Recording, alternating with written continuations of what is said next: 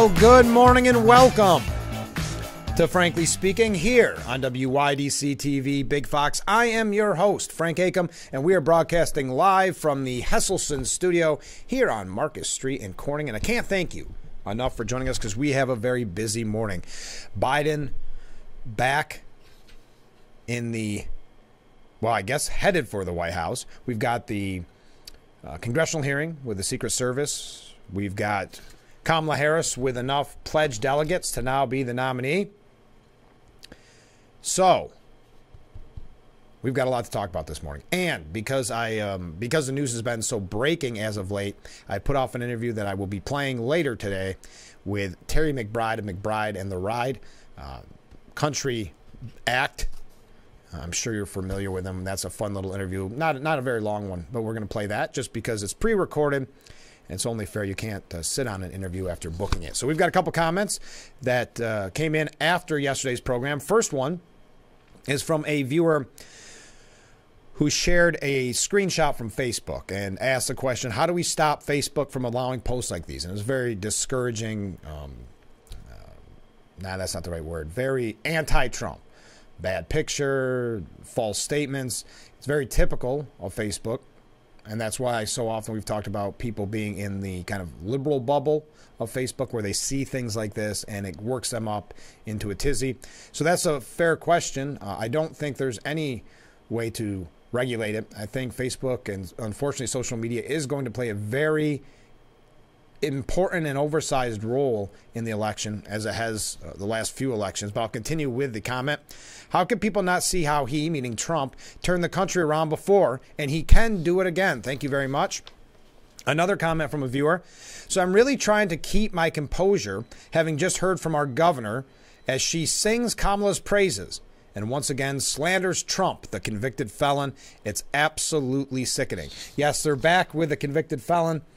You saw Kamala Harris yesterday giving that speech where it was, hey, I was a prosecutor, which is interesting because in the past they didn't really want to highlight that. If you look at the numbers of people she incarcerated for things like marijuana, it was something they kind of steered clear of, but now it's a prosecutor versus the felon.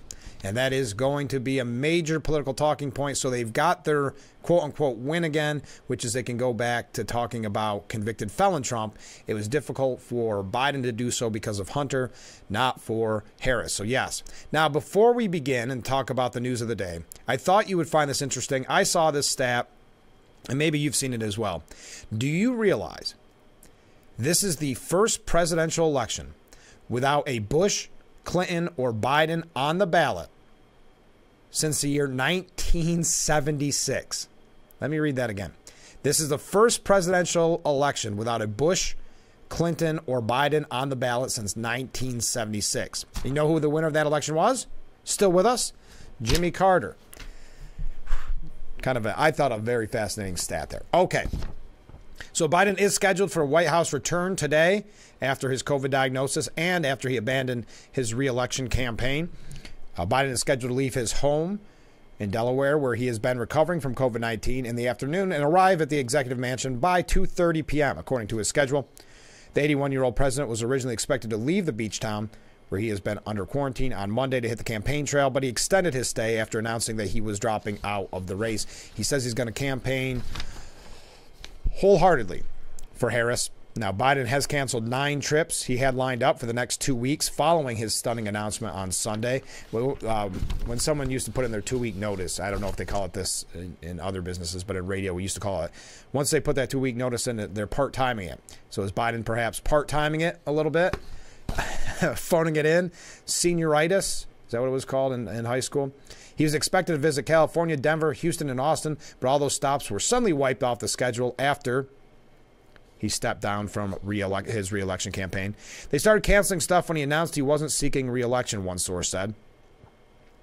I don't know if the press knows it, but President Biden was going to be here Thursday to recognize our preparation, said Houston Mayor John Whitmire, after Hurricane Beryl. The commander-in-chief, his bout with coronavirus was not believed to be the factor in the cancellations. He is feeling much better and recovering fast. He looks forward to getting back on the road. All right, so Biden is back yesterday was the hearing on the Secret Service. What a joke. Cheadle answering none of the what you would call most important and most pressing questions is very frustrating. What I'm hearing to watch, to the point where Representative Mace called it, we'll say baloney, because we can't say what she actually said here on the air. Representative Nancy Mace told Secret Service Director Kimberly Cheadle that her response, that she had, quote, no idea how her opening statement for the House Oversight Committee hearing on the Trump rally shooting got leaked to the media agencies. She called it baloney. The fiery remark from the South Carolina lawmaker came after Cheadle was directed by Mace to answer a series of yes or no questions, in which Cheadle said yes to it being a colossal failure and a tragedy that could have been prevented. Would you say leaking your opening statement to Punchbowl News, Politico's playbook, and Washington Post several hours before you'd send it to the committee as being political? Yes or no? Cheadle said, I have no idea how that statement got out, to which Mace replied, well, that's baloney. And that's not an exact quote.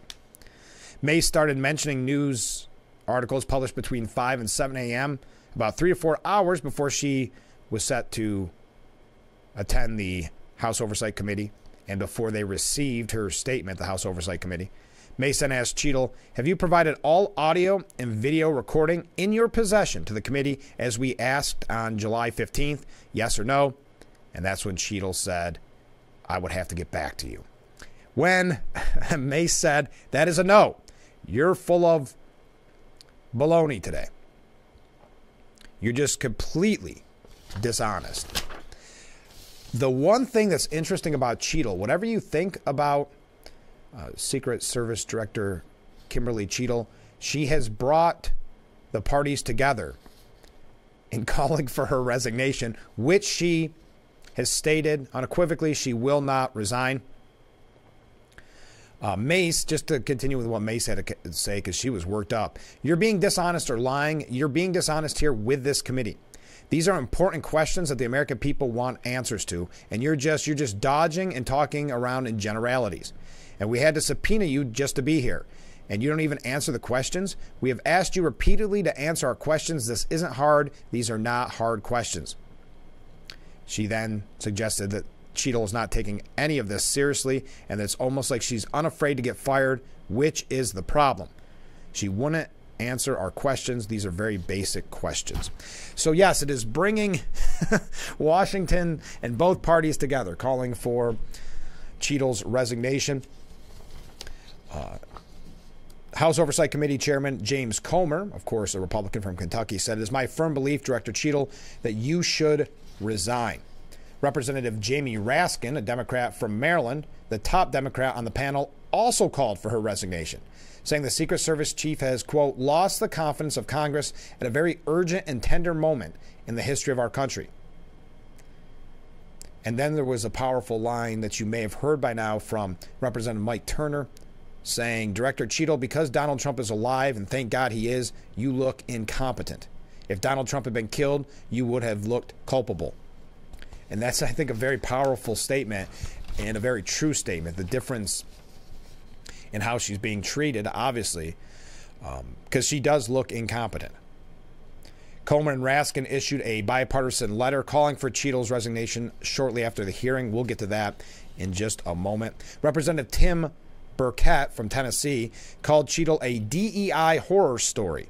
He and other Republicans on the panel slammed the Secret Service chief over her emphasis on diversifying the agency in an attempt to draw a connection between that effort and what happened at the rally. Now, keep in mind, this is coming from Axios, so it is going to be a tad bias.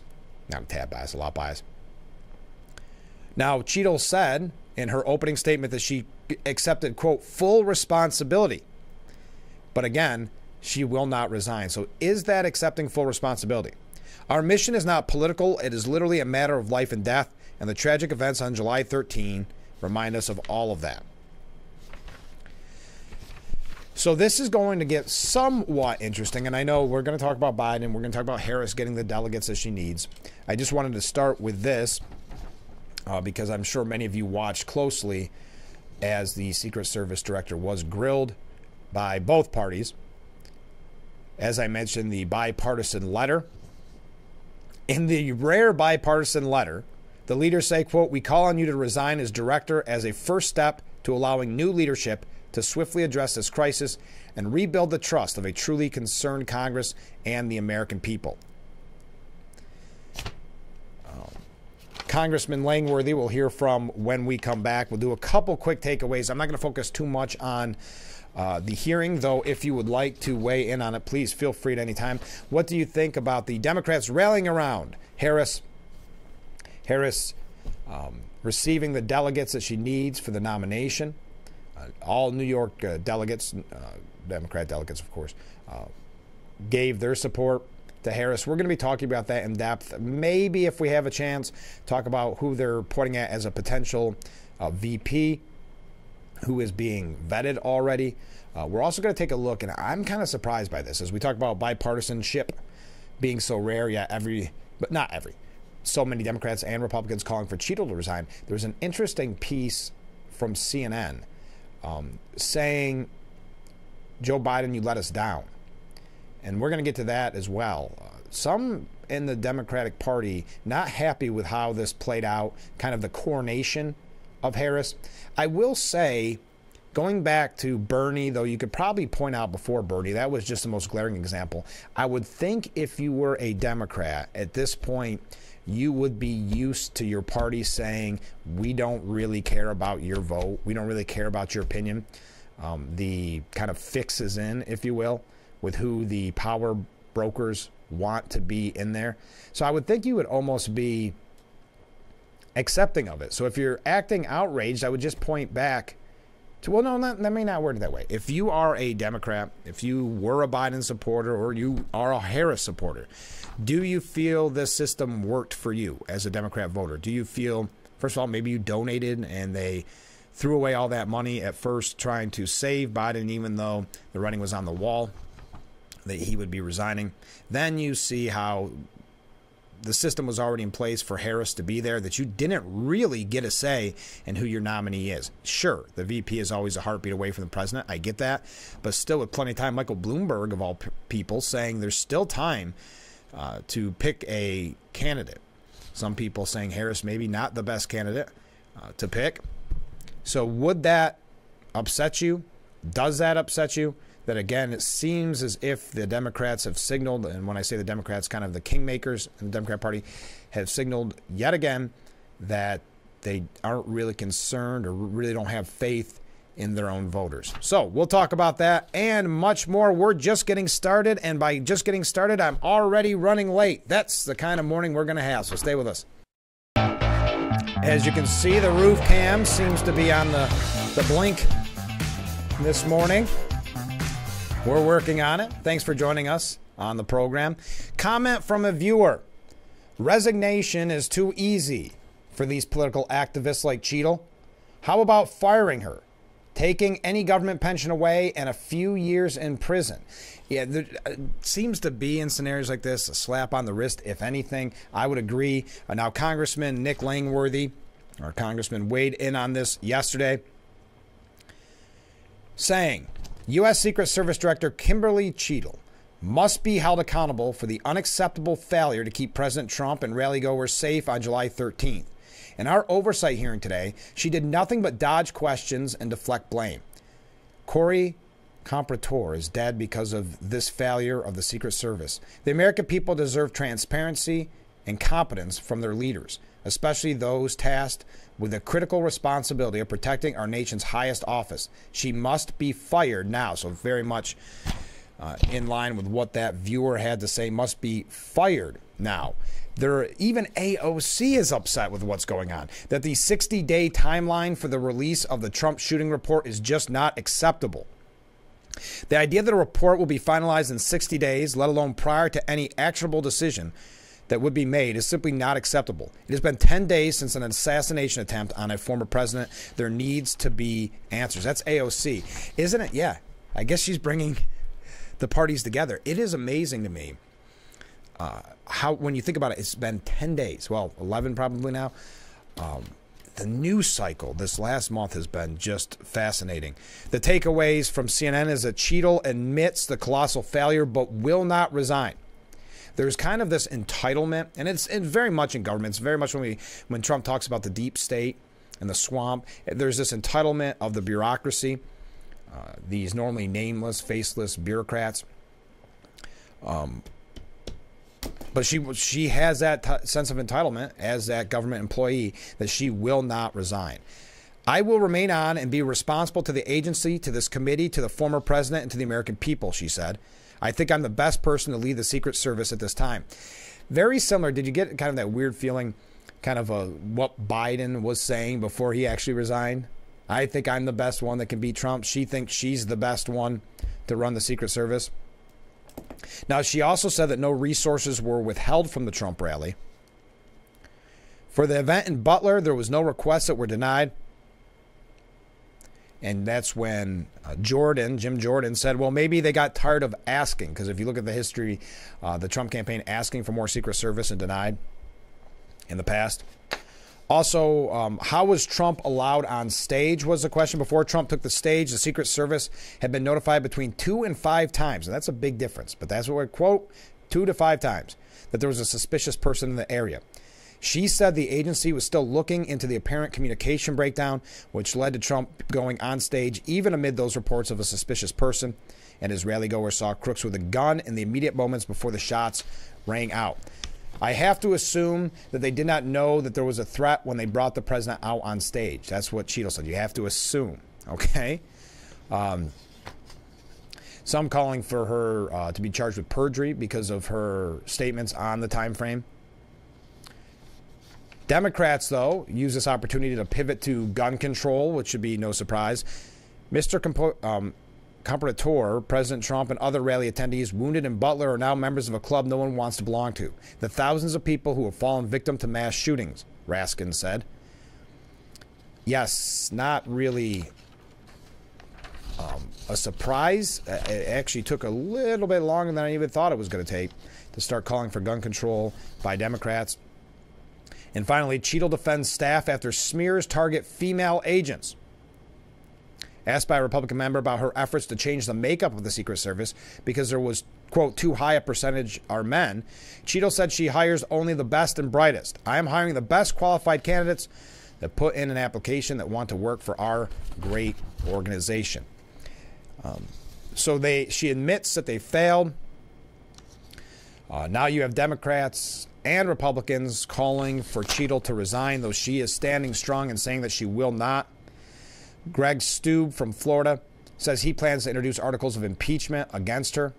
In light of Kimberly Cheadle's unacceptable handling of the Trump assassination attempt, her disastrous appearance before the House Oversight Committee today, and her refusal to resign, we have no choice but to impeach. I'll be filing articles of impeachment against Cheadle this afternoon, and we know that Langworthy introduced a resolution calling for the termination, that's our Congressman Nick Langworthy, for the termination of Cheadle. Some other takeaways, well, you know that she won't resign. You know her testimony called baloney, for lack of a better word. Cheadle was unable to answer how many times Trump team made extra requests for security.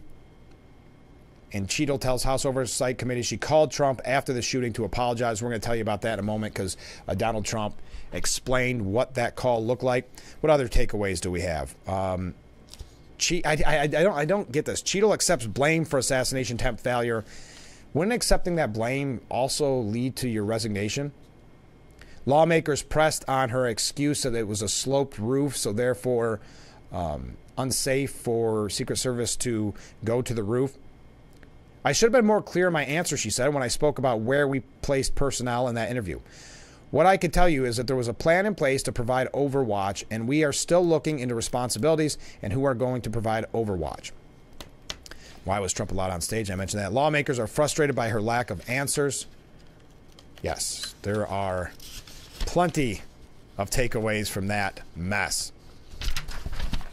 We're going to tell you what Trump said about the conversation and a really good piece about this before we move on, because I don't want to spend the whole morning on this. But I'm sure, like many of you, I was frustrated watching it yesterday, seeing the dodging and deflecting, as so many have called it, both on both sides of the aisle, Democrat and Republican, calling for her to resign. We'll tell you what Trump had to say about the call from the Secret Service director, and Rich Lowry saying Secret Service Chief Kim Cheadle exposes why we've lost faith in our government. And I think that's an important point, and a little bit of what we're handing here when you see, or what we're hearing here, excuse me, when you see the entitlement of Miss Cheadle. So we'll talk about that when we come back, and then after that, we're going to hear from Terry McBride of McBride and the Riot. A quick little interview, something fun to change it up. We're going to talk about Harris getting the delegates she needs to be the nominee. Would you be upset if you're a Democrat? Are you upset if you're a Democrat with the way this system went down? As I said, I've seen some on the left also saying they don't like how it feels like a coronation and not a free and fair election. We're going to talk about all of that and more. Stay with us. We'll be right back with Frankly Speaking after this. The roof cam. We lost power, I think, this morning. Welcome back to Frankly Speaking here on WYDC TV Big Fox. I'm your host, Frank Aiken, broadcasting live from the Hesselson studio. Comment from a viewer. And a handful of people, instead of the voters, will decide who that candidate is. Yes, I would think, as a Democrat, many would be upset. But they've seen it play out before. When Bernie Sanders had absolutely no chance of winning, the fix was in for Hillary Clinton. So I would think there'd be almost an acceptance of it at this point, which is unfortunate. But I would love to hear your opinion on it. Correct me if I'm wrong. If you are a Biden/Harris supporter, let me know what you think. So Trump revealed his conversation with the, I don't know, some calling disgraced Secret Service director. He said, she came to me, actually, and well, I mean, it went very nice. She was very nice, I thought. But, you know, somebody should have made sure there was nobody on that roof. That roof was a dead aim right onto the stage. And they said they didn't have the manpower for it, which is crazy. They said 130 yards is like sinking a 1-foot putt. It's considered really close. It sounds like a lot, but it's really, from that standpoint, it's very, you know, it's very close. And I was surprised by that, actually. They said it really is. It's a bad shot would usually hit the target. And so, I mean, it's got to be, somebody's got to be there. And it's essentially a flat roof. I mean, I noticed that she said, well, this is a slope roof, where you think of like a barn, where you have the thing that had just a little upswing in it, a few degrees. This was not. It essentially was a flat roof. I thought she was very nice, but, you know, you have to answer, why couldn't I have stayed off the stage for 5 minutes while they did their work? They couldn't, you know, how does a situation happen where a roof that's plainly in sight from the location where I was speaking, why would somebody not have seen that? So as I mentioned, Rich Lowry says the best thing any group of Republican senators has done in recent memory is chase Kimberly Cheadle down the hallway at the RNC last week. The head of the Secret Service is an apparent target for outrage, and if there were any doubt about it, she removed it with her non-responsive performance before the House Oversight Committee yesterday. It's that entitlement. It's that government entitlement. But I'll continue. Cheadle should have been gone the night of the attempted Trump assassination, and now is a symbol of the incompetence and lack of responsibility that has undermined trust in our institutions. And I think that's a powerful message and a very true message. Cheadle should have felt honor-bound to resign. And failing that, President Biden should have felt honor-bound to fire her. When she says that she's taking responsibility, she means it in the contemporary Washington sense, meaning saying it insulates you from doing it. Saying it insulates you from doing it. If Donald Trump had been killed, she presumably would have been out instantly. At least one hopes. That he narrowly lived shouldn't benefit her. She doesn't get credit for Trump's amazing miracle turn of the head and the centimeter that saved the nation from catastrophe, and the Secret Service from a failure that would have brought eternal discredit to anyone involved. What is it that makes Cheadle so indispensable? Is she some unique talent? Is she pursuing some transformational agenda besides the DEI stuff she pushed? Is she going to clean up what's wrong with the agency? If so, what exactly was she doing prior to that point? Obviously, anyone not associated with a grotesque security failure in Butler, Pennsylvania, and not hated and distrusted now by half the country, would be better suited to do it, right? I mean, that's, again, the entitlement of those that work in Washington. You would think out of honor bound that she would say, you know, I've got to step down. But instead, she's, I'm sure, seeing a great paycheck, doesn't want to lose the job, doesn't want to lose the title, which is so immensely important in Washington for whatever reason. The Secret Service has an exalted place in the public imagination, thanks to TV and movies. That it, too, turns out to be a mediocre bureaucracy that, on top of various scandals over the years, can't even competently perform its most important task of protecting a former president and current presidential frontrunner is profoundly depressing. Now we are in the inevitable cycle of excuse-making, evasion, and contradictory information. When asked at the hearing why security personnel weren't on the roof that the sniper used to shoot at Trump, Cheadle said law enforcement was supposed to provide overwatch or observe it from above. There was a plan in place to provide overwatch, and we are still looking into responsibilities and who was going to provide overwatch. Oh. When asked who decided that the rooftop would be outside the Secret Service perimeter, she answered, I don't have a specific person to identify for you. Okay. When asked to approve the security plan for the rally, she couldn't say either. It's a conjunction of personnel, she explained. When precision and credibility were called for, Cheadle could manage neither. One follow-on effect of the Secret Service's failure in Butler, the full magnitude of which we are still learning, is to unfortunately stoke conspiracy theories. And we talked about this, I believe, on that Monday after the assassination attempt, that if we don't get answers immediately, not the 60 days, like AOC's upset too, 60-day review. No, this needs to be, well, it's already been 10 days, as AOC. You don't hear me quote AOC very often, but as AOC said, it's already been 10 days. They want 60 days for this. This is what fans the flames of conspiracy theories. Think of it this way, though. If the choice is between believing the people entrusted with Trump's security in Butler, if you believe that they were criminal masterminds or morons, which would you take? There's no evidence of the former, but abundant evidence growing by the day for the latter. In her opening statement to the committee, Cheadle said, thinking about what we should have done differently is never far from my thoughts. As if that it was remotely enough of an answer. It would be a sign of institutional self-respect if the person in charge realized that having exacting standards means that she too should be held to them, that truly taking responsibility requires acting like it, not just talking about it, and that accountability at the highest level would send an important message within the Secret Service and outside of the Secret Service. Instead, the person in charge is Kimberly Cheadle. She is, sad to say, truly a leader for our time. And I thought that was great by Rich Lowry. Very effective, very accurate. That this is very much an example of what Trump has talked about so frequently, which is the swamp, the deep state, and the bureaucracy. When we come back, we're going to talk to Terry McBride of McBride and the Ride. Just change it up for a little bit, and then we're going to talk about Biden returning to Washington. We're going to talk about Kamala Harris getting the delegates that she needs. But this interview is actually supposed to play on the Monday after the assassination attempt, and it didn't seem appropriate to play it only because it's not fair to the guest, as that was not the day for a conversation about a new album. But I think today is a good day to fulfill my promise of playing this interview. So stay with us. We'll be right back with Frankly Speaking here on WYDC TV, Big Fox.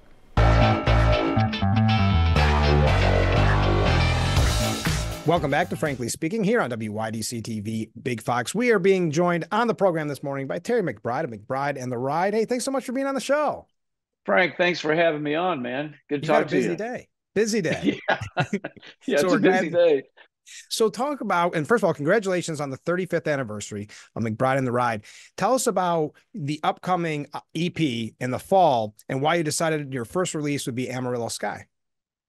Well, I mean, the whole sort of idea behind the live EP was we just have never had a live recording before, and there's just so much more energy that happens on stage, than in the studio. We just wanted to give not only our fans, but maybe some of those people out there that aren't familiar with us or haven't heard us, just a little taste of what we do live. We do play all the instruments and we do sing everything, and we always have on the record. So we are able to take that to the stage and sort of recreate those songs, past and present. And it just felt like a good time to do it. We've had enough time together now after all these years apart. We're back. We've played enough shows where we felt good.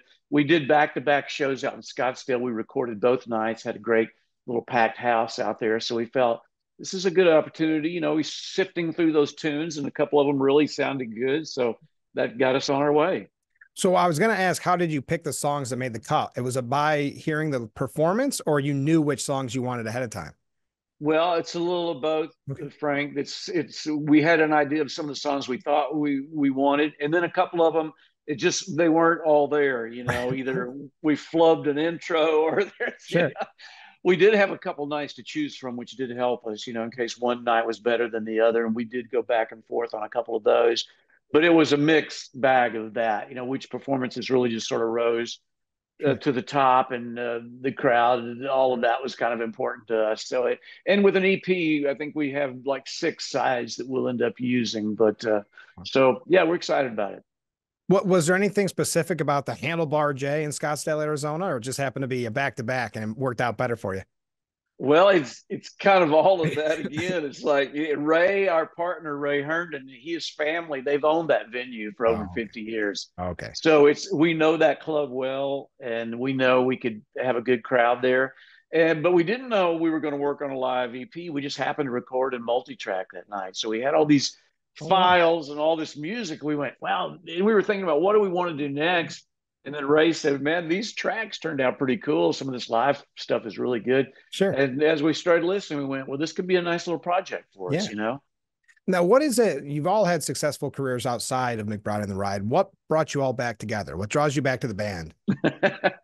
Well, you know, part of my career is writing songs Yeah. for other artists. And so I was on a little solo tour, singer songwriter tour out west, went to Bakersfield and LA and worked my way back to Scottsdale. And I played the Musical Instrument Museum out there a few years ago. And it's a beautiful little theater Yeah. and had a great little crowd. And I invited Ray out because Ray lives in Scottsdale. And we hadn't seen each other in a while. We visited, and then I got him up to sing that night, and he was all in after that. Yes. He's like, "Man, we should still be doing this. We're young enough, you know." So then we called Billy on a conference call and said, "Man, here's the deal. Billy has been playing off and on with Vince Gill for the last Yeah. 30 years. Even when McBride and the Ride, we were touring and traveling and recording. Billy Sure. was already singing on those early Vince Gill records, you know, and played drums on the Hillbilly Rock Marty Stewart album. And Billy's just a great musician, one of kind of guy you want to have in your band, you know, and he's gifted with that high tenor, high harmony guy that's just hard to find, you know. Sure. So we got him in a headlock and convinced him this could be something fun to do. And he agreed, you know. Then we got together. We thought, let's just get together and visit. Let's get in a room. Let's just Sure. sing a little bit and see. And it was just like we picked up right where we left off. Honestly, it just felt good. We were joking and laughing and telling old stories on each other, just like we've always done. Of course. And we thought this could be fun, you know, for where we're at in our careers and everything else that's going on. This could be another fun project. And that's exactly what it's been, Frank. Yeah. We look forward to going on the road. We look forward to working in the studio together, and we still hang out. And Isn't even that when the great? show is done, we still enjoy spending time together. So it's something we look forward to. Well, and you mentioned this. Obviously, we're talking about the new coming out in the fall live album, but Amarillo Sky is a single out now. Do you have a preference, live or in the studio, or is it always just fun to get together? Well, it is fun and it's different. They're both kind of rewarding in Sure. different ways. It's great creatively to get in the studio and know that we can still accomplish playing together in Sure. time and and in tune for the most part. And then taking that live is just it's a whole other feeling that's just great. I mean, it's rewarding and seeing these fans, a lot of them we saw 30 years ago and they're still hanging in there. They still love that music just like they did back in the day. That's the beautiful thing about music and the connection that it makes with people. They just will not give up on a song that they love, you Yeah. know. Yeah. They want to hear it, they want to sing along, they want to be there. And we're so thankful because without that, we would not be on the road and traveling and touring and doing what we're doing. When was it in your life that you realized, because I don't want you to have to speak for everybody else in the band, but that you wanted to do Mm. this for a living? I got the bug early on, Yeah. Frank, because my dad was a great musician, singer, songwriter, old school entertainer. He was a yodeler, banjo, five string. He could do it Oh, all, yeah. and he did it, and he did it really well. He was a very accomplished musician, and So I just grew up wanting to be like my dad, of Yeah, course, of you know. course. Yeah. I wanted to be, he was everything to me. And he was, he'd go, you know, he'd have the band over, they'd be rehearsing, there'd be reel to reels going. Oh my Yeah. God, it was just so interesting and fascinating. They were talking, calling each other cats. And, you know, I was like, I want to be, they were wearing sunglasses indoors. I mean, who does that, Frank? I No mean, one come does on. that. No one does No. that. And I wanted to be a big part of it. I would hang out in my dad's, back in the early days, he had like a panel truck and a trailer.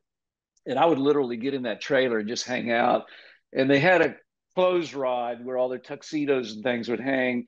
And I'd get in there and I thought, oh, it smells so great in here. It just smells like music. You know, it was, little did I know it was like cigarette smoke and whiskey, you Yeah, know, right. whatever. But I couldn't wait to be Yeah. part of that whole, the whole sound and smell of it, you know. That's funny. No matter how many times I've tried to work cat into a conversation, I've never been able to pull it off. I can't call anybody cat. I've tried. It sounds so square now, but you Yeah. know, back then that was like lingo. My dad was called, he was the Central Texas Elvis. They called him the Central Texas Cat. That was his name. And back then I heard those guys like, man, that cat was so cool. Yeah. I was like, cat, oh wow, that Yeah. is crazy. But you're right. I hear young guys talking to me, man, that was that cat. I was like, cat. Yeah, it doesn't work. It just didn't, it doesn't, it lost something along the way for sure. No, and before we go, you mentioned your father. Who were some of your other influences? Was it all country music or was it a little bit of everything? It was a little bit of everything. I mean, I'm a child of really the late 60s. I was born in 58. So I got exposed to all of my parents' Okay. music. My dad had a vast album collection. And, you know, I stared at that album, A Taste of Honey with the Girl with the Whipped Of, Cream. of course. For Herb I Alpert. have it right Yeah. here. I have that album in my little studio here. But so I was exposed to a lot of great music. Now, what really changed for me was when I was in junior high getting ready to go to high school, Willie Nelson's Shotgun Willie came Oh, out, of course. and then Phases and Stages really kind of changed my life. It really, I went from just listening as music in the background to really listening to arrangements. The songwriting was so sad and so wonderful. Yeah. And of course, Willie is a craftsman of, you know, he's on a whole other level as far as songwriters go, and he became my hero. I wore those albums out and I became obsessed with Willie. And he was living 60 miles down the Oh, road, which was kind of mind blowing. yeah.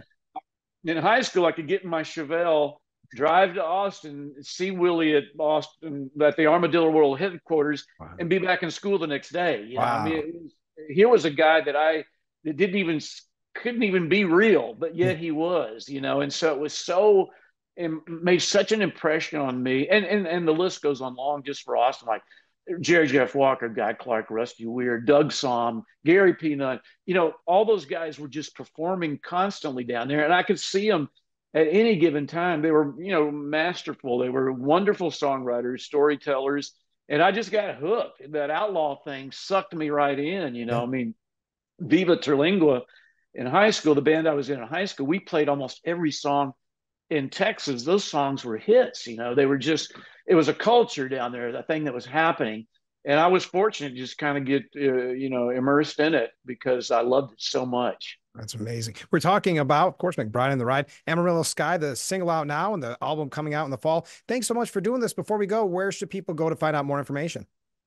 Well, the best way to track us down is through McBrideandtheride.com. That's just our website. Once you get on that, and then we're on all the socials. I mean, everything from TikTok to you name it. But we love hearing from fans, and we love, you know, the response we've been getting. It's been nothing but really positive, and it's been a great little journey this second time around for us. It's been a lot of fun. Well, great. Well, thanks so much for doing this and best of luck with the new album and hope to talk to you again soon. Oh, thanks so much for having me on. Appreciate it. Yeah, let's do this again sometime.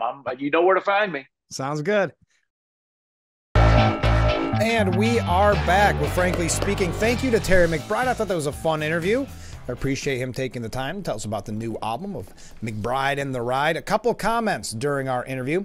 It's unconscionable that Trump took the stage without any knowledge, without even a delay, when from what I understand, they knew of a person of interest an hour before, but nothing to see here. Yeah, I mean, that's why so many people are calling for her to resign on both sides of the aisle. It is a bipartisan issue for people calling for her to resign. I'd like to point that one viewer had that she should be fired. I mean, resigning, I don't know, doesn't have perhaps enough oomph to it, but it's typical arrogance of Washington bureaucrats, essentially, of that entitlement. Another comment from a viewer. Personally, I would be outraged if my vote was basically dismissed and would like to hear from your Democrat viewers. Are they willing to sacrifice democracy for their hatred of a former president? I've got to assume, and I would love to hear, and I know we have Democrat viewers, I would love to hear what your thoughts are. Maybe you're just happy that it is Harris. Maybe you said, okay, I can accept Harris. But does it bother you that this seems to be a trend in the Democrat Party, going back to kind of the smoke-filled rooms was a term that was used, but going back to when the kingmakers decided it was going to be Hillary no matter how many people supported Bernie? And, of course, we know there's the delegates, and then the Democrat Party has that bonus level of super delegates just to make sure that the kingmakers have the final say. Now, Netanyahu is going to visit D.C. today. Is it today? I think it is. Yesterday. Started yesterday. What a time to come, huh? The goal is to strengthen U.S.-Israel ties. Well, Harris is going to skip the speech to Congress, but is going to have a separate meeting with Netanyahu. Harris declined to preside over Netanyahu's address to Congress on Wednesday. The decision to skip the joint meeting underscores the tense relationship between the Biden administration and Netanyahu at a time when the war in Gaza has caused growing backlash from the left.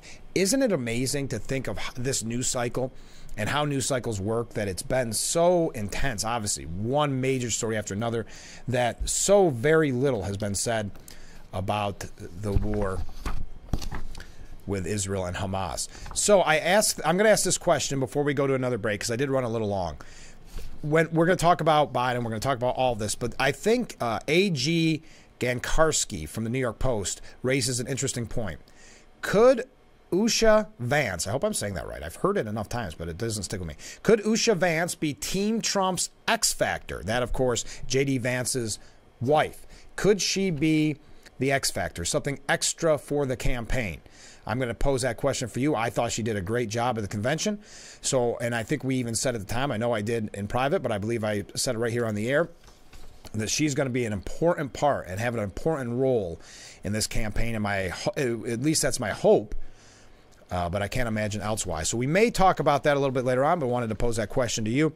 And as I said, we are going to talk about what some are deeming a coup to oust Joe Biden from the campaign. We're going to talk about that when we come back. Stay with us. This is Frankly Speaking here on WYDC TV, Big Fox. And we are back with Frankly Speaking. This is a fascinating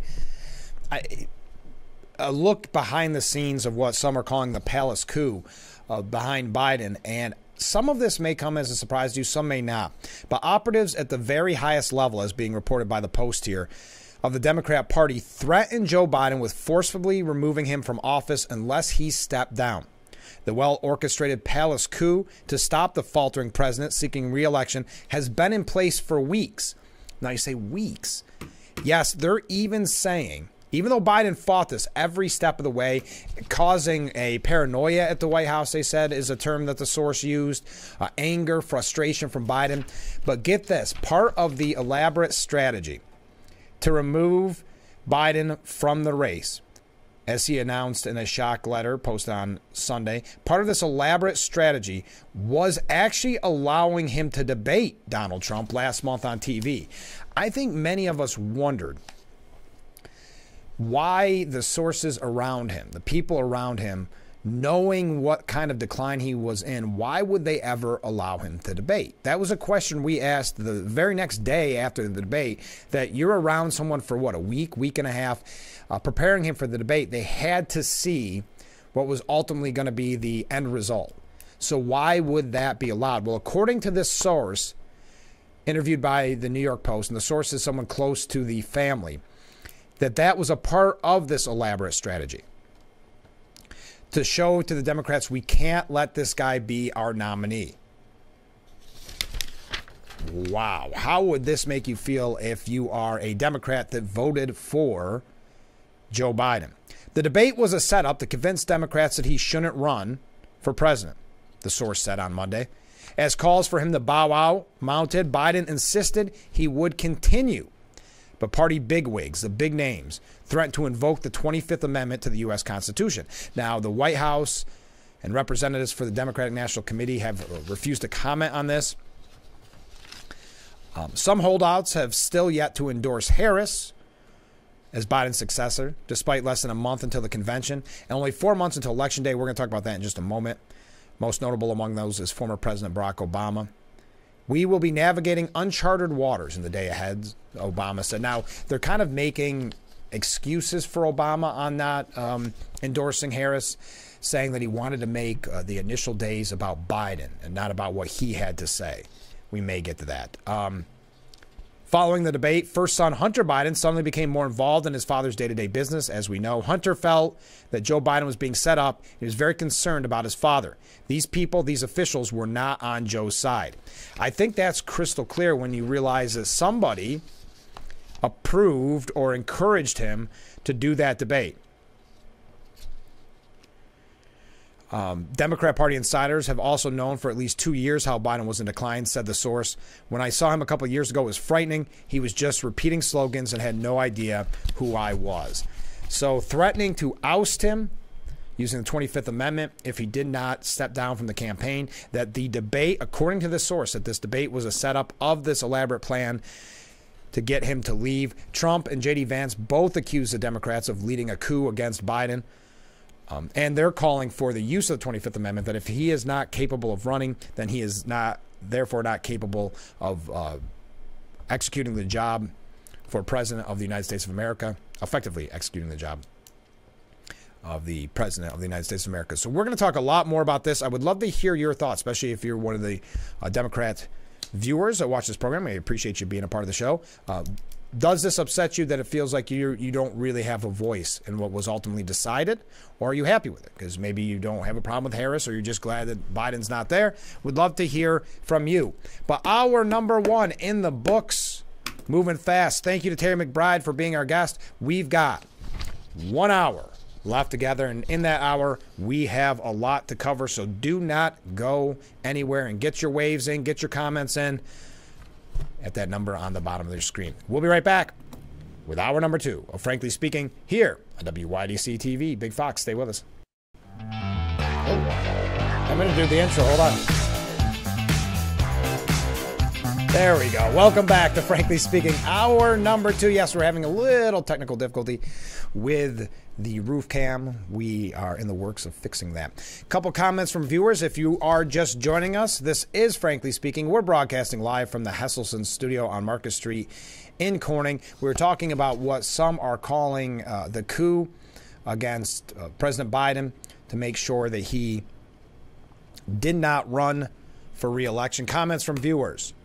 Just proves again the Marxist agenda of the Democrats and how they'll eat their own to maintain power. They're 100% sociopaths, and there's no honor among thieves. Another comment from a different viewer. The Democrats are taking lessons from Vietnam. Sometimes you have to destroy a democracy to save it. There is the point to be made about a group that has said so much about democracy and ignoring said democracy. Look at that, 2 extra waves coming in. Trump and J.D. Vance slammed the Democrat Party for leading a coup against Biden. Now, J.D. Vance gave at least 2 rallies for the first time on his own. Other waves coming in. This was on an interview during on Fox News with Jesse Waters. We mentioned that earlier with the call from Secret Service agent Cheadle and what she said to Trump at the time. But when asked if Biden dropping out of the election was a coup against Joe Biden, Trump quietly replied with, sort of, before Vance jumped in. Yeah, I think it is. I mean, look, there's a constitutional process, the 25th Amendment. If Joe Biden can't run for president, he can't serve as president. So you've seen many people say that, and I thought, well, it's maybe more of a Republican talking point. Maybe it doesn't necessarily upset Democrats all that much. But then I see at CNN, and the original headline when you clicked on it was Biden lets us down. But Patrick T. Brown from CNN, this is an opinion piece. He is a fellow at the Ethics and Public Policy Center. Now, he is a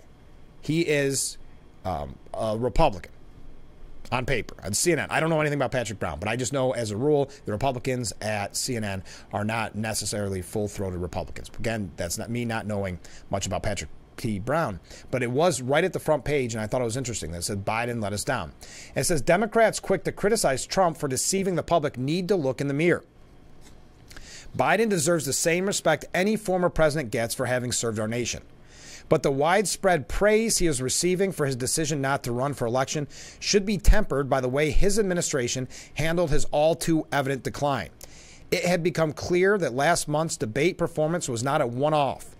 A growing number of news reports suggested a president who skipped evening events, required extraordinary accommodations from his staff and foreign leaders, appeared more and more listless and forgetful, increasingly relied on teleprompters for even routine occasions, and still got key details wrong. Anonymous advisors told the press they didn't know how key policy decisions were being made.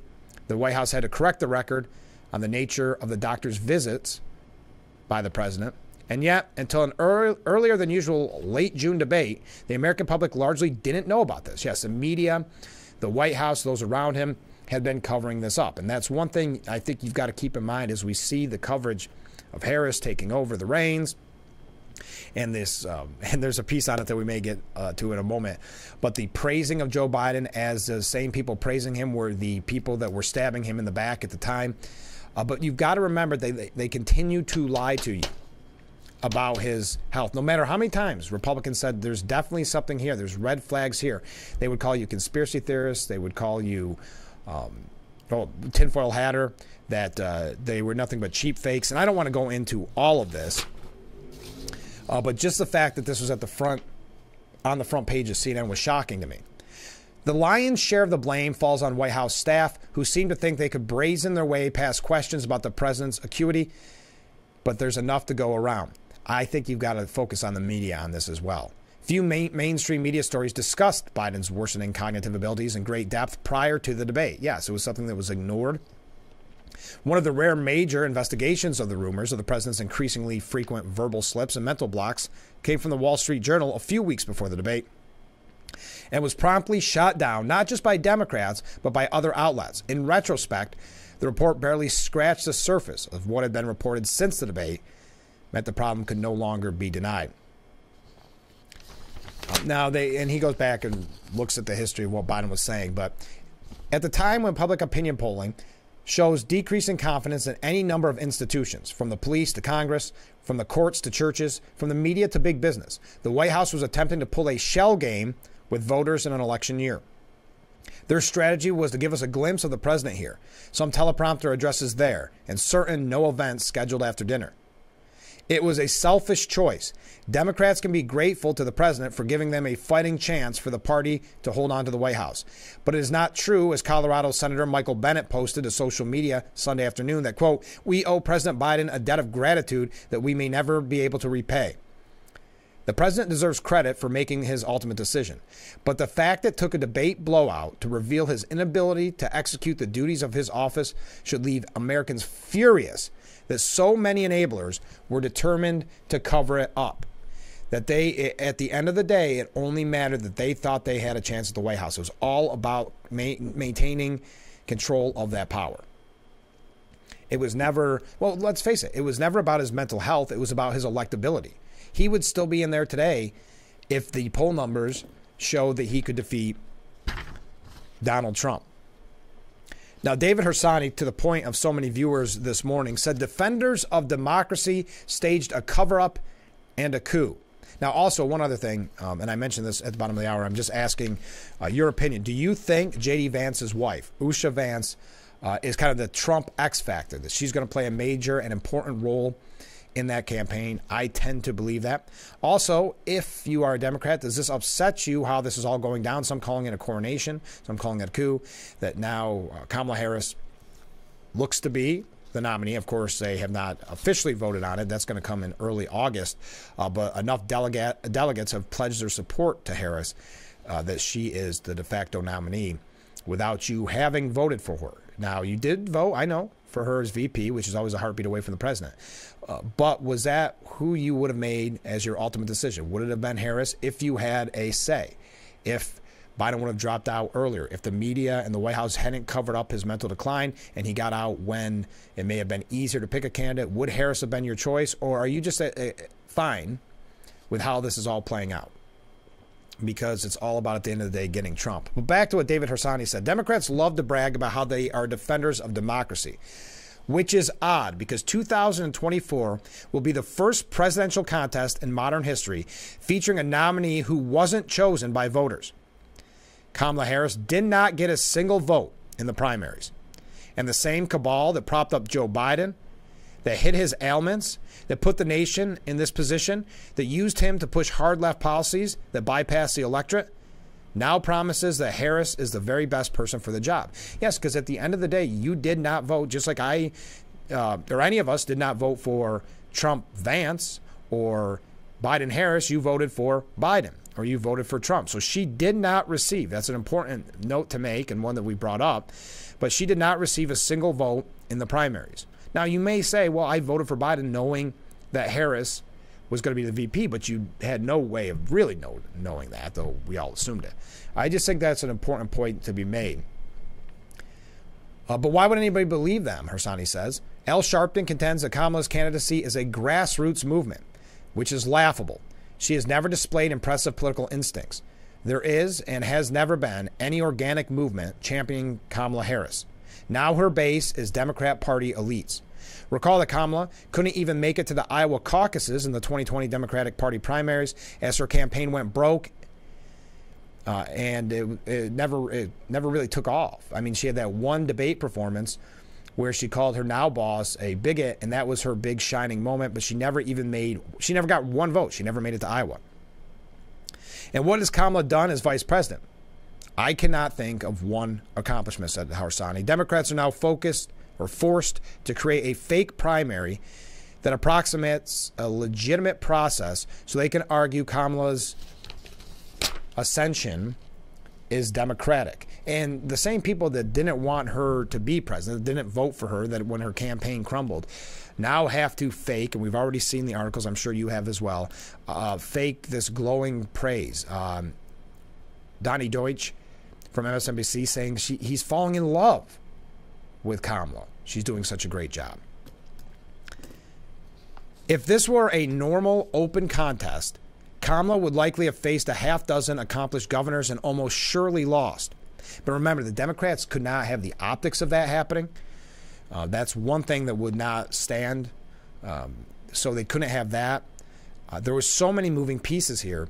But the media, of course, will not report on what we're actually seeing, just like with the president's health, will not report on what we're actually seeing.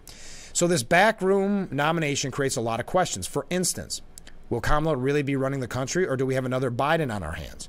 The Wall Street Journal reports that congressional leaders were worried about Biden's mental state back in 2021, and Democrats covered it up.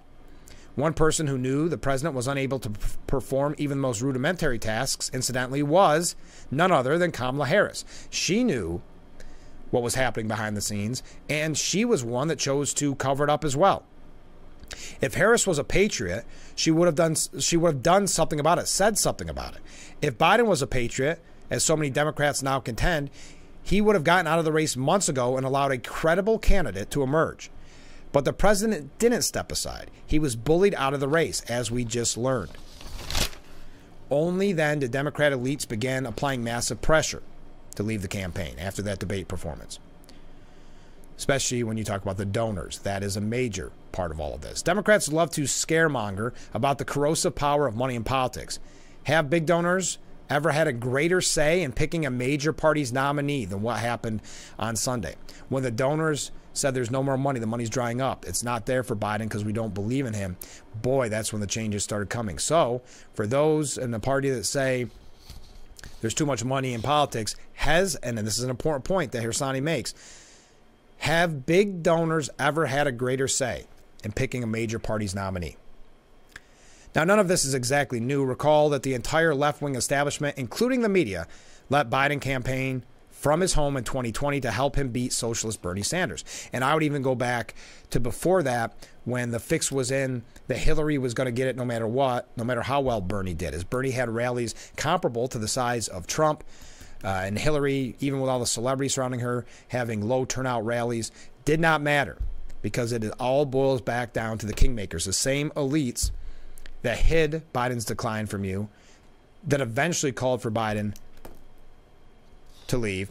In 2024, the Democrat National Committee changed the party's nominating calendar and put South Carolina first in line, overturning decades of tradition to ensure that Biden avoided any inconvenient challenges, even though most elected officials knew about his diminishing mental state. And all these people faking ignorance now can't believe that this decline was here, when even Republicans have been talking about it, and some in the media, conservative media, have been talking about it, and they chose to ignore it. But continuing, once in power, the moderate Biden spent trillions on the left-wing grab bag inflation reduction bill, even when economists warned the spending would spark inflation.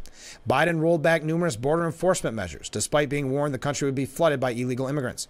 Biden dropped a moderate abortion stance and supported the procedural on-demand without any limit. Biden coddled the Islamic regime in Iran and sold Israel out on numerous occasions. That's just a taste. These policies had Barack Obama written all over them.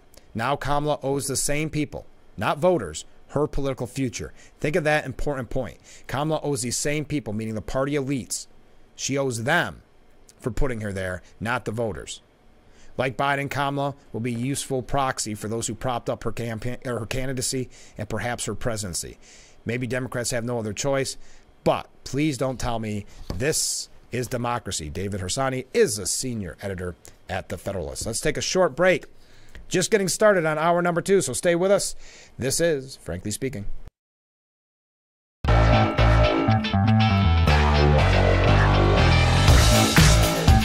And we are back. Little issue with the roof cam this morning. We're getting there. We're fixing it. Thanks for joining us as we broadcast live from the Hesselson's studio here on Market Street in Corning. Got some comments from viewers. But first, an update. I've been telling you since last week about the Salvation Army Fill Her Up Christmas in July campaign, or some calling it a competition. If it is a competition, it's a friendly competition amongst businesses here on Market Street. So if you are on Market Street this week, stop into one of these locations. We have a new one to add, and that's why I'm bringing it up. And make a donation. You'll see a kettle there, a small tabletop kettle. As you are aware, if you watch this program for any extended amount of time, the Salvation Army is down this year. The kettle campaign at Christmas not as successful as in years past. Now, I want to highlight this, the Salvation Army of Corning is still doing the same amount of services, doing the same amount of good for the community, but it's a struggle this year. So there's going to be some fundraising opportunities that I mentioned on Friday, and this is one of them. So if you're at one of these locations this week, stop in and drop off a little money to the kettle, and the winner we'll get bragging rights, and it's all for a good cause. So here are the participating businesses: Butcher's Son, Sorges, Mooney's, Connor's Mercantile, Bottles and Corks, Anelio's Pizza, and this one just got added, 9 Elephants. All great locations here on historic Market Street. Okay, comment from a viewer. Why can't Democrats see how little their party cares for them if they can allow Biden, who they claim to worship, debate knowing he would humiliate himself? And we're getting that report from that source that said that was all set up, a part of this elaborate campaign to force Biden out. Can you imagine if that is your opinion? If that is your... Hold on, I just got a side note here. I'm looking at this comment. Well, let me continue with the comment, and then I'm going to go on my tangent. Who they claim to worship, debate knowing he would humiliate himself. Don't get me wrong, I have disdain for him because he's a crook and a liar. But otherwise, I find it sad and nothing to exploit just for optics. It shows how they will stop at nothing to win in their world. Yes, it never became really an issue until the debate. You know, I got to take a short break. I got a couple comments coming in. We're going to get to those in just a little bit. Stay with us. I'm already running late. Yeah, I ran late on the last one. But yes, very good point. Let me just reiterate, very good point from this viewer. Keep the comments coming in, and we'll be right back with Frankly Speaking here on WYDC TV, Big Fox. Stay with us. And we are back. Sorry about that last break. I got a little distracted because we're trying to fix the roof cam. But welcome back to Frankly Speaking as we broadcast live from the Hesselson studio. So I do want to go back to that comment from a viewer. Why can't Democrats see how little their party cares for them if they can allow Biden, who they claim to worship, despite knowing he would humiliate himself? Don't get me wrong. I have a debate knowing he would humiliate himself. Don't get me wrong. I have disdain for him because he's a crook and a liar. But otherwise, I find it sad and nothing to exploit just for optics. It shows how they will stop at nothing to win in their world. And there's a point from that in the New York Post we're going to get to in a moment by Kristen Fleming saying, hailing Biden after they knifed him. Democrats are treating Americans like we are blind idiots. But thank you for that point. But back to that source, it suggested that the debate was a setup, a part of that elaborate I don't want to say scam, elaborate plan to force Biden to drop out. Another comment from a viewer. Do you know if an old-fashioned paper check will be accepted at the Salvation Army locations? Yes, they will. I would just put on their Salvation Army of Corning. Because then it goes, or you can even put that in the memo because then it stays right here in Corning. So yes, old-fashioned paper check would be absolutely okay. If you want to drop it off at the Salvation Army or one of those locations that we mentioned, that will be participating in that friendly competition this week for Fill Her Up campaign, Christmas in July, to help out the Salvation Army. So yes, check. Fantastic. Next comment. Frank, I would define a patriot as a person that puts country over self. I can name many Republicans that I think are patriots, but I admit I am tainted by my political views. So I'm not the best person to identify a Democrat patriot. Can you name one Democrat that fits my definition of a patriot? Well, I'm going to pose that to the viewers, and the definition is a person that puts country over self. I would say what we're watching here in this fallout, that I can't think of examples in any of that, in those scenarios. Oh, good. Look at all these waves coming in at the last minute. Not last minute. Halfway through the last hour. Thank you. Good morning to you, too. So back to some of these, I think, very interesting takes on all this. And if you're not aware, if maybe you're just waking up this morning and you're just getting around for work, Harris has the delegates. Now, of course, there has not been the roll call, but delegates, he has enough delegates who have pledged their support to Harris. So, again, the point being made this morning that Harris never actually received one vote from a voter to be the nominee for president of the United States. Meaning when you went in to vote, you voted for Biden, Harris's name not on the ballot. So some are calling it a coup, some are calling it a coronation. I know they're trying to downplay that. I don't know how you look at it, and that's why I pose this question. If you're a Democrat watching, how does it make you feel? It's not a loaded or biased question. Just how does it make you feel that much like Bernie not having a chance against Hillary back in 2016, or 2015, just like the questions of changing the primary process so it would help Biden recently, so he would stay in, and now you have Harris. Again, it just seems like there's a distrust of their own voters, which is very interesting. But Kristen Fleming says, spare us the charade, will ya? After Democrats, Biggs, the elites, knifed Joe Biden in the back, wrestling the candidacy from his stubborn, locked grip, they rushed to praise him. They've called him a patriot and a hero. His Sunday letter bowing out of the presidential race was selfless and good for the country. So the very people who took him out behind the shed because the feeble 81-year-old president wouldn't relinquish the reins himself. Remember, just 2 weeks ago, a fatigued Biden got on national television and pledged that he was staying in the presidential race unless God himself intervened. But it turns out that trinity was Barack Obama, Nancy Pelosi, and Chuck Schumer. Oh, but you got to tie in with that the mega donors, the Hollywood donors. Again, proving the point that, as they say, there's too much money in politics. There has never been more power for political donors than what we witnessed on Sunday. Now, a Biden family source, as I mentioned earlier, told the Post that it was a palace coup. After doing the deed, they donned their Team Democrat jerseys, put on a smile, and honored their dear friend Joe, good old Joe. Take, for example, former President Obama's fawning ode to Biden, saying it's a testament to Joe Biden's love of country and a historic example of a genuine public servant, once again putting the interests of the American people ahead of his own. The future generations of leaders will do well to follow. Pelosi tweeted, President Joe Biden is a patriotic American who has always put our country first. Schumer praised Joe today shows you are a true patriot and a great American. Meanwhile, we all know that behind closed doors, they were likely calling him every word in the book not suitable for this article. The media followed suit. Van Jones cried, as we know, and said that Biden showed patriotism. New York Times writer Ezra Klein called him an actual hero. The list goes on. It was undignified. But see, he's a hero in their mind now because he stepped down, and at the end of the day, it's all about getting Trump. Spare me the soaring accolades for people with their fingerprints on the blades in our president's back, said Pennsylvania Senator John Fetterman. That's Democrat, surprising, right? But he's been very outspoken on this. But there are two inconvenient realities here. Biden was clearly bullied into submission by party leaders, given backroom wedgies, as Kristen Fleming said, until he cried uncle. He didn't want to do this, and our 46th president is no hero. And then she goes on to describe why.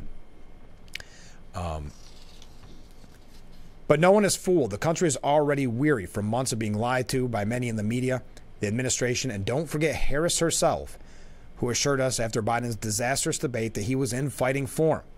We were told that disturbing footage of Biden was cheap fakes, that his age is his superpower, or as Joe Scarborough said of Biden just months ago, that he is more than cogent, the best he's ever been. And then Scarborough twisted the knife later on. The curtain has slipped, and we can see how shoddy this operation to save democracy really is. And this so-called heroism, and not a single notable action to be found, only craven political players trying to save their proximity to power while treating Americans like idiots in the process. I thought that was a really good point, and to piggyback off of these great comments that we've been receiving from you, the viewer. So Harris has picked up enough delegates and their support, their pledge to support her, to win the nomination on her first full day of her campaign. She's been backed by well more than the 1,976 pledged delegates she needs to win the nomination on the first ballot. So again, you really, as a Democrat, having no say in ultimately who is your nominee. Maybe that's the new future model for the party. Harris will hold a campaign event in Milwaukee today.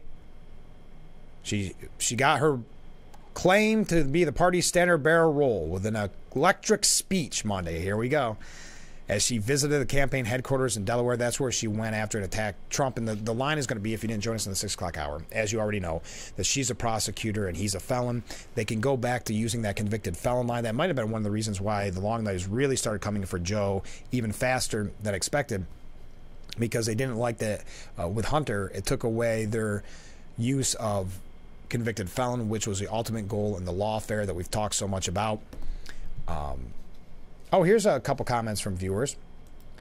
Joe Manchin is probably, and this is a response to the one viewer's question about a patriot. Joe Manchin is probably as close as there is that puts country first. A comment from a different viewer. Example of as close as you get of a patriot Democrat, RFK Jr. Why is CNN reporting that Trump met with RFK Jr. looking for that endorsement? That was old news. Did you see that as a headline this morning? So very good points. Thank you very much. Keep those comments coming in. We do have to take a short break here in just a little bit. But New York Democrat delegates, they all endorsed Kamala Harris for the party's nomination for president. The New York State Democratic delegation stands behind Vice President Harris and is excited to cast our votes for her at the Democratic nominating convention. The vice president is a true leader, a partner to one of the most successful presidents, and someone who represents the ideals and values of the Democratic Party. I'm thrilled New York has her back. That was the chair, Jay Jacobs. New York sends 307 Democratic delegates to the convention, which is scheduled to take place in Chicago in mid-August. So we've got some more to talk about with this. Also, I keep posing the question. I was just curious, and maybe I'll, before we dive more into Harris here in a moment, but could A.G. Gankarski from the New York Post ask the question, could Usha Vance be Team Trump's X Factor? Much has been made of Trump's audacious choice of running mate in the last week, including by this writer, who sees J.D. Vance's life story and unique grasp on the issues of the white working class as a revelation and a potential game changer in swing states. But the vice presidential nominee is not the only potential formidable member of the Vance family when it comes to national politics. Possible second lady Usha Vance brings a perspective every bit as refreshing as that of her husband, and perhaps more important, represents a marked contrast from the vapid and instantly forgettable second gentleman. Never mind the pandering Mrs. Biden, who won't be the American people's problem for much longer. Yeah, I've got to be honest. You know how they have those man on the streets?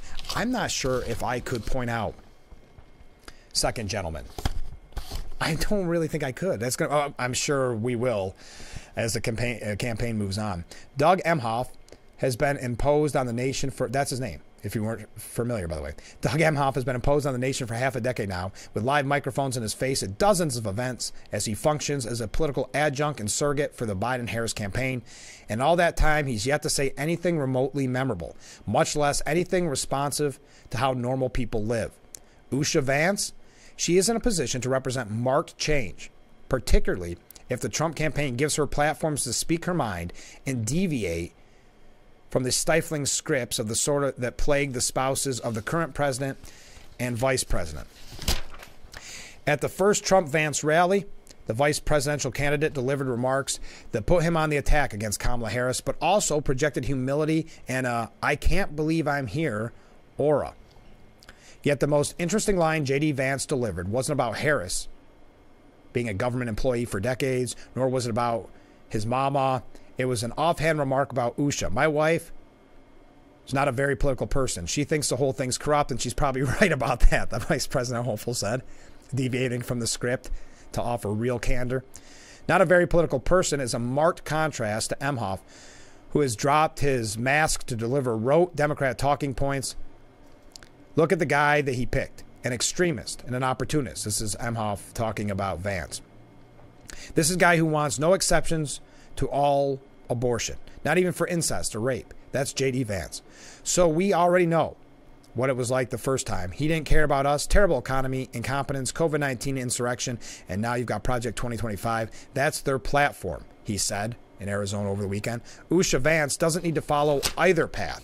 Indeed, the best thing she could do for the Republican ticket is humanize it and tell the story her husband teased out in Grand Rapids about how even though she has justifiable reservations about the political process, she backs her husband as she embarks on a reform mission via the vice presidency, a future that seemed unimaginable to a boy from a dysfunctional family and troubled upbringing in Middletown, Ohio.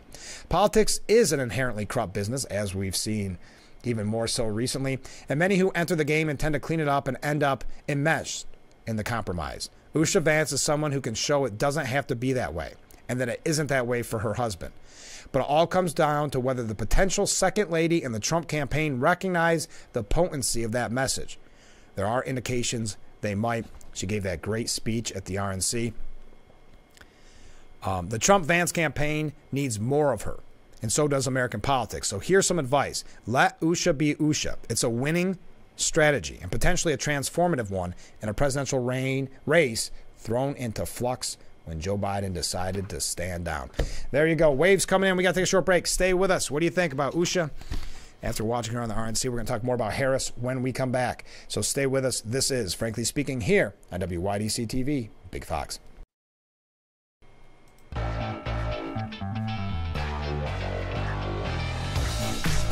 And we are back, still working on the roof cam as we broadcast live from the Hesselson's studio. And I've got my wave counter up. One of those waves was from Riley. So Riley, we wave back. Thank you so much for watching the show. We appreciate all of our listeners. So there's your official wave.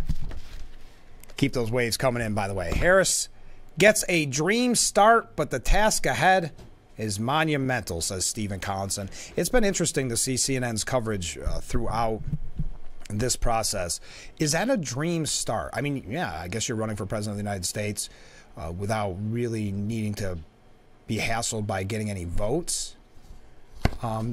So you're the lead nominee and you don't have to mess with the difficult part. I guess that's a dream start, but there's always that asterisk there, running for president without ever having received a single vote. But the task ahead is monumental, says Stephen Collinson. Well, sure. I mean, there's like any presidential campaign.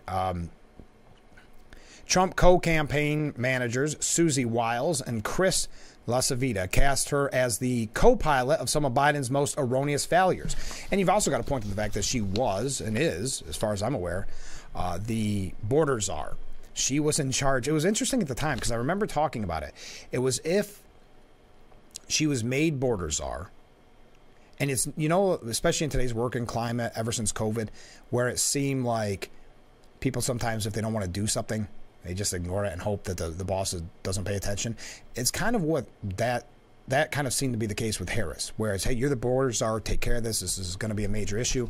And then she's like, oh, boy, seems like a lot. I don't want to be associated with that. So we'll just pretend I'm not the czar anymore. But they talk about the Trump campaign, about her erroneous failures. She had a lower approval rating than Joe Biden. Harris is the least popular vice president in history, which is no surprise given her terrible record. She makes just as much sense as Joe Biden. But by that, we mean none at all. Well, there was no real choice. You had no choice as a Democrat. This is what the hand you've been dealt. Do you, if you are a Democrat, do you have concern over that? Are you okay with it because you don't want Trump to win, so it doesn't matter? Maybe you liked Harris. I never saw, as we were talking about earlier with Al Sharpton, you never did see any kind of grassroots support for Harris. There's never like this excitement around her. Obviously, she never got a vote. Didn't even make it to Iowa when she ran for president. Her biggest claim to fame being that she called her now boss a bigot during the debate, then crumbled soon after. You've never really seen that Harris support in the background. But Trump's team, how do you like this as a headline? Just to show you how the media works. CNN, Trump's team is already on the attack against Harris. It's a presidential campaign, of course. They can't waste any more time. What are they going to do? Wait a couple months?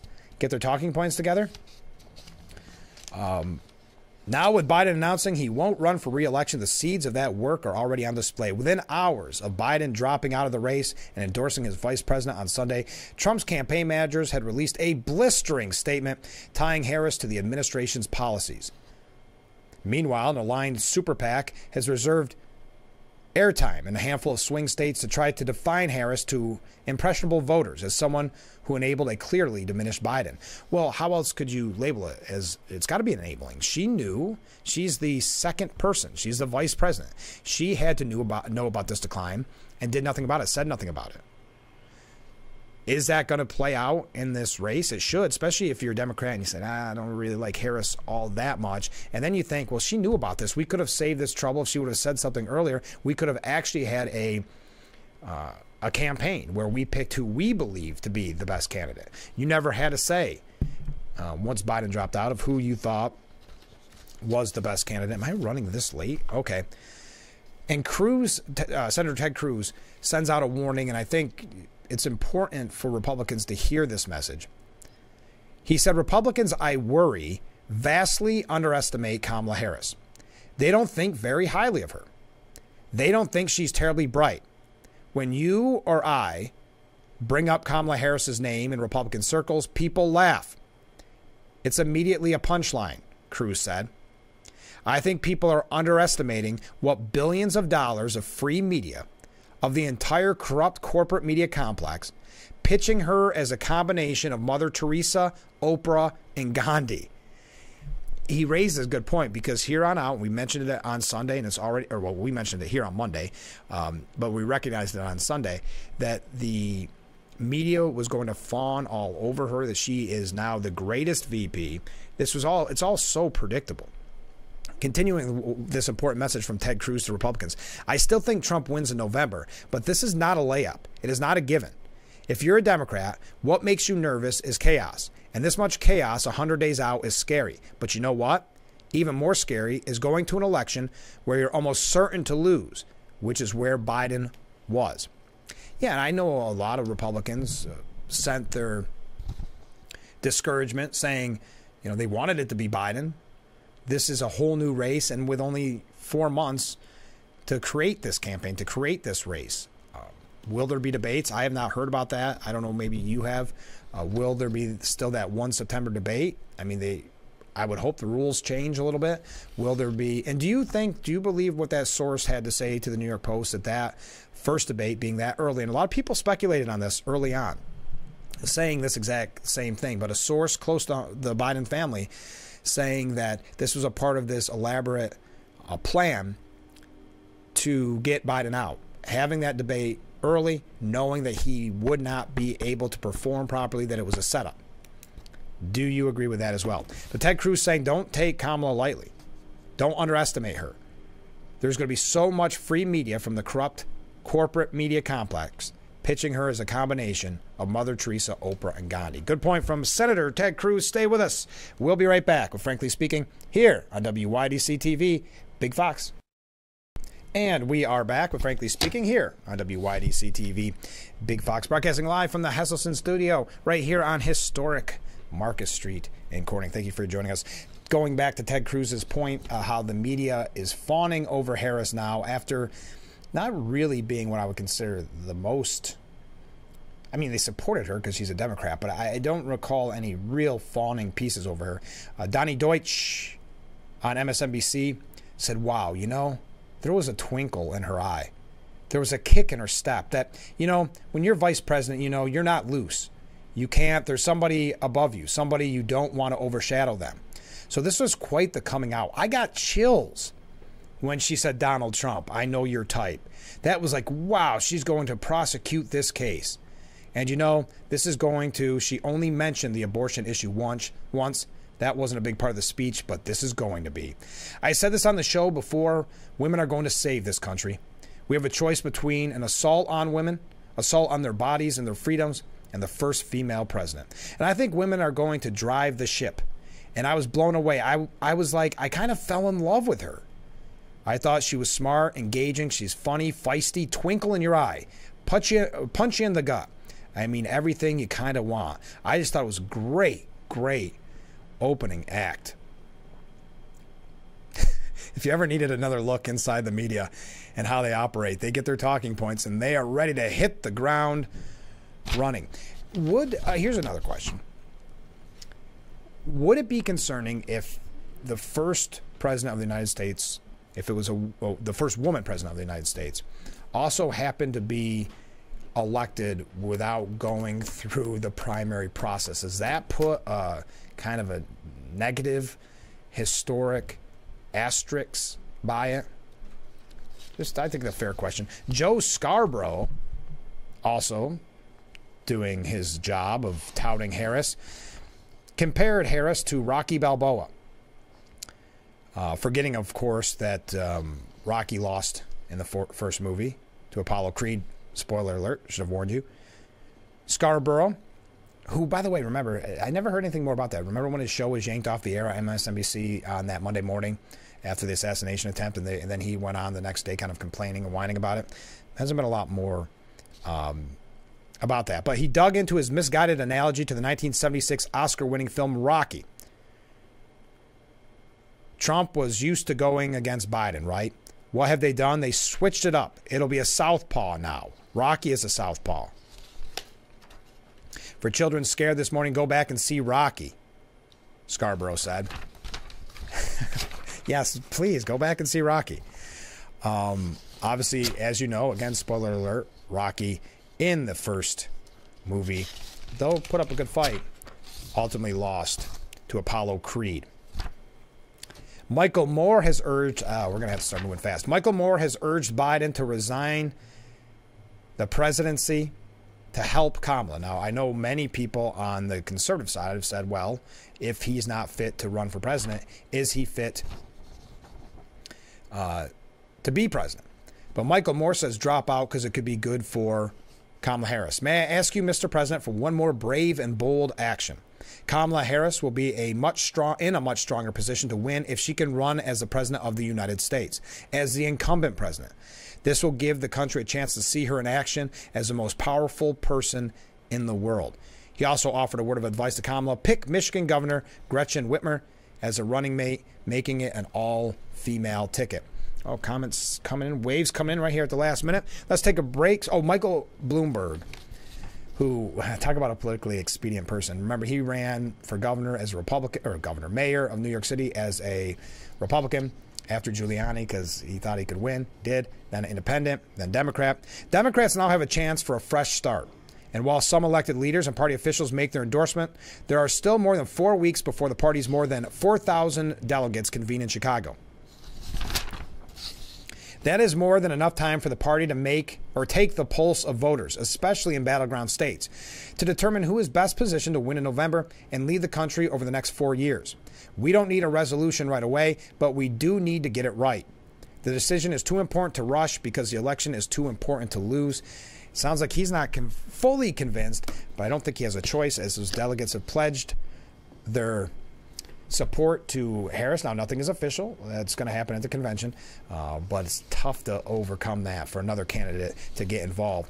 All right, we're going to read your comments when we come back, wrapping things up on this edition of Frankly Speaking, so please stay with us. We are back. If you're just joining us, a little trouble with the roof cam. Wrapping things up on this edition of Frankly Speaking as we broadcast live from the Hesselson studio. Thanks for joining us. A comment from Ken. This is a story from Ken. Funny story. My wife is on social media, and there was a short conversation on Biden. Someone responded to her that she was grateful to Biden for all the things he had done to make our lives better. My wife responded by asking her to explain what things he had done to make our lives better. The response she received was, "No, I can't tell you what he has done because you want to understand. Why don't you stop being stupid and pay attention?" The takeaway is the Democrats can't stand on their accomplishments. They resort to calling you names. Yes, and we'll see a lot of that during this campaign season. We've seen it already. Here's a thought. Now, the New York Post editorial board seems to support Trump, okay? But I think there's things about Trump. They want to see maybe a more moderate Republican is one way to maybe put it. Do you agree with this? With Biden out and Harris in, Trump needs to up his game and stay cool. As long as it was Joe, Trump was headed to a landslide. Now it's not such a sure thing, especially as the liberal media and donors have fallen back in lockstep after their palace coup. All the voices that were stomping on any discussion of Biden's age until his debate disaster exposed the cover-up are now pumping up Harris. While they should be completely discredited, they're now spewing misinformation for the Democrats. Team Trump would do well to not give in to personal attacks and make this an election based on identity and gender, exactly what they want. But remember, it's the issues that the country cares about the most. So don't make it about gender and identity. Don't make it about personal attacks. Focus on the issues that the voters care about. And that's where she's on shaky ground. It's not just that she owns the entire Biden-Harris record, from the deadly Afghan bug out to 20% plus total inflation, declining real wages, etc. On immigration, remember, she's Biden's border czar.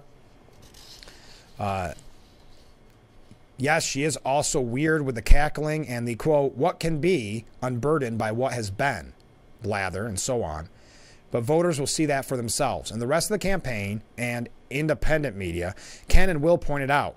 There's no need for Trump to do it, just as in the debate with Biden. He only needs to give his opponent the chance to damn herself. Anything more than that will just risk eliciting sympathy for her with swing voters and setting off inane Trump was code-talking racism, sexism, whateverism cycles in the media. She'll go after him on abortion, but he should stick to his guns on that issue. The state is where it belongs. Don't deviate. After the assassination attempt, the former president's been showing increased gravitas. He's got a solid perch on the moral high ground right now. Per the Quinnipiac poll, he has his highest favorability rating ever since coming down the escalator in 2015. The other side is going to try to play him to provoke him into losing his cool with the prosecutor versus felon line. It is a potential haymaker that we're sure Trump will be able to spot coming from a mile away. Harris is profoundly beatable on the issues and on her record. Corner her on those fronts and she'll fall apart. A piece, because we don't have time to get to it. Desperate Democrats don't care about Harris winning as much as protecting down-ballot races. All right, we are out of time for today's edition of Frankly Speaking. Thank you to everybody who joined us. Hard to believe how quickly that went. Terry McBride from McBride and the Ride was our guest during the Steuben Senior Services Fund section of our program. We really appreciate him being on the show. I know I taped that probably 2 weeks ago now, but just with the news cycles, it became impossible to play it. But he was on today, and I really appreciate that. Thank you for all the comments this morning. One last one, if I can get to it. It's plain to those who see that Harris will be led like Joe has been, making it easy to continue the destruction of our republic. She is not likable and seems Venn diagrams are her only strength. All right, that was our last comment of the show because we are out of time. Have a great day, everyone, and we will be back. And please join us, by the way, tomorrow morning, starting at 6 a.m. for Frankly Speaking. Only on WYDC TV. Big Fox, we'll see you tomorrow morning bright and early. I look forward to it already. Have a great day, everyone.